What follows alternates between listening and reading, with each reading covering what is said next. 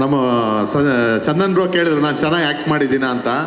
Actually ಏನು ಅಂದರೆ, ನೀವು ಆ್ಯಕ್ಟಿಂಗ್ ಅನ್ನೋದು ನೀವು ಪ್ರತಿ ಆಲ್ಬಮ್ ಸಾಂಗಲ್ಲಿ ಮಾಡ್ತಿರಲ್ವಾ, ಅದೇ ಬೆಸ್ಟ್ ಆ್ಯಕ್ಟಿಂಗ್. ಯಾಕಂದರೆ ಆ ಆ್ಯಕ್ಟಿಂಗಿಂದ ಈ ಸಿನಿಮಾದಲ್ಲಿ ಹೇಳಿದ್ದೀನಲ್ಲ, ಸಿಂಗಲ್ ಟೇಕ್ 2 ಟೇಕ್ಸಲ್ಲಿ ನಮಗೆ ಕೆಲಸನೇ ಕಮ್ಮಿ ಮಾಡಿದ್ದೀರಾ. ಅದ್ಭುತವಾದ ನೋಡಿ, May 9 ಕನ್ನಡ ಇಂಡಸ್ಟ್ರಿಗೆ ಮತ್ತೊಬ್ಬ ನಾಯಕ ನಟ 100% ಉಟ್ಕೊತಾನೆ, ಅದು ಚಂದನ್ ಶೆಟ್ಟಿಯವರು ಆಗಿರ್ತಾರೆ.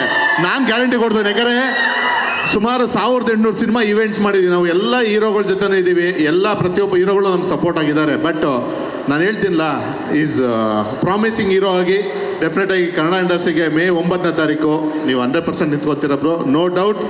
It's promising. Thank you so much.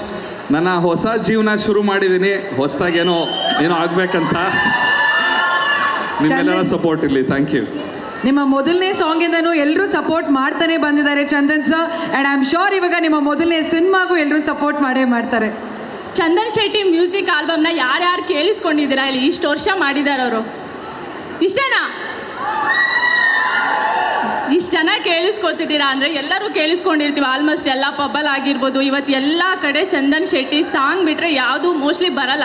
ಪಬ್ಬಲ್ಲಿ ಅಂದರೆ ಚಂದನ್ ಶೆಟ್ಟಿ ಸಾಂಗ್ ಆಲ್ಮೋಸ್ಟ್ ಹಾಕ್ತಾರೆ.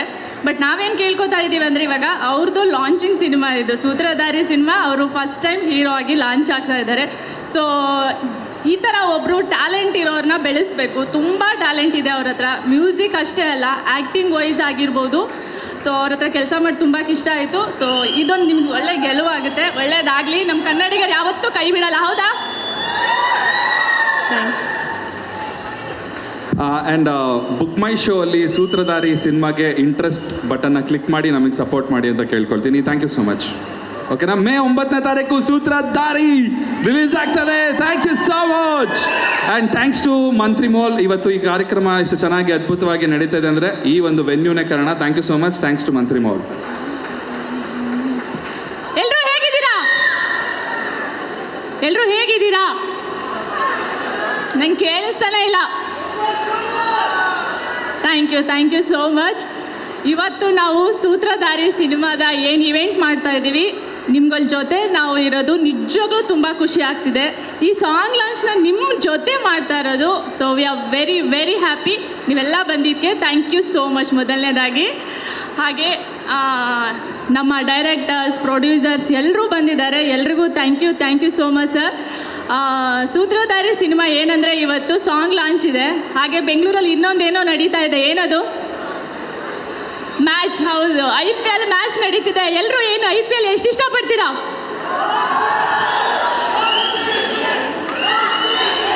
RCB ಮ್ಯಾಚಲ್ಲಿ ಕಪ್ಪು ನಮ್ಮದೇ.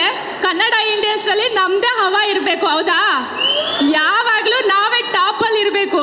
ಎಲ್ಲಿ ಹೋದ್ರು ಕನ್ನಡ ಸಿನಿಮಾ ಎಲ್ಲೂ ಹೋಗಿಲ್ಲ, ಕನ್ನಡ ಜನತೆ ಥಿಯೇಟರಿಗೆ ಬರ್ತಿಲ್ಲ ಅಂತ ಹೇಳೋದಲ್ಲ. ನಮ್ಮ ಜನತೆ, ನಮಗೆ ಗೊತ್ತಿದೆ ಎಷ್ಟು ವರ್ಷದಿಂದ ಕನ್ನಡ ಸಿನಿಮಾ ಪರಂಪರೆ ಆಗಿರ್ಬೋದು, ಎಷ್ಟು ಜನ ಅದಕ್ಕಿರೋ ಅಂಥ ಇದನ್ನು ನಾವು ಹೇಳೋಕ್ಕಾಗೋದೇ ಇಲ್ಲ.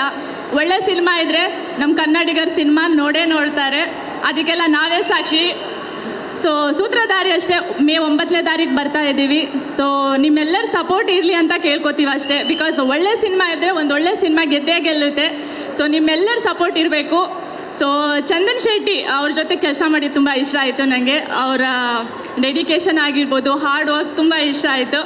ಹಾಗೆ ನಮ್ಮ ಪ್ರೊಡ್ಯೂಸರ್ ನವರಸನ್ ಸರು ತುಂಬ ಪ್ಯಾಷನ್ ಇರೋ ಅಂಥ ವ್ಯಕ್ತಿ. ಸೊ ಕೆಲಸ ಮಾಡಿ ತುಂಬ ಇಷ್ಟ ಆಯಿತು.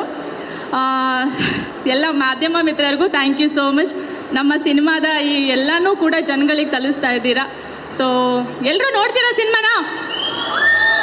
ಯಾವತ್ತು ಹೇಳಿ? Yes, May 9 Kannada cinema Sutradhari. Thank you so much ಎಲ್ರಿಗೂ.